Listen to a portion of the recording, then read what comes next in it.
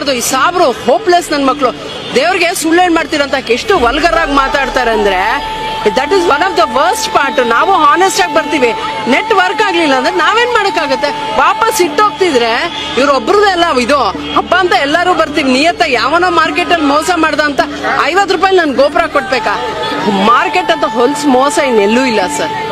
ನಾವು ಬರ್ತೀವಿ ಅಲ್ಲಿಂದ ದುಡ್ಡು ಚೀಪು ಅಂತ ಅಲ್ಲ.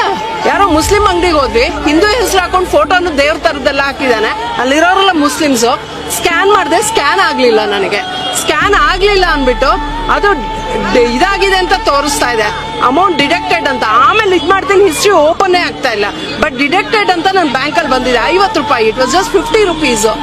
ಆಮೇಲೆ ನೋಡಿದ್ರೆ ಇಲ್ವೇ ಇಲ್ಲ, ನೀವು ಬಂದೇ ಇಲ್ಲ ದುಡ್ಡು, ನೀನ್ ಬ್ಯಾಂಕ್ ಅಲ್ಲಿ ನಿಲ್ಲಿದ್ರೆ ನೋಡು ಅಂದ್ರೆ ಇಲ್ಲ ಅಂತ. ಎಷ್ಟ್ ಕೆಟ್ಟದಾಗಿ ಮಾಡ್ತಾನೆ, ನಿನ್ ದೇವ್ರಿಗೆ ಹಿಂಗ್ ಮಾಡ್ತೀಯ ಹಂಗ್ ಮಾಡ್ತೀಯ ಅಂತ. ಏಕವಚನದಲ್ಲಿ ಮಾನ ಮರ್ಯಾದೆ ಬೇಡವಾ? ಏನ್ ನಾವೇನ್ ಅಷ್ಟೊಂದು ಇದಾಗಿರ್ತೀವ?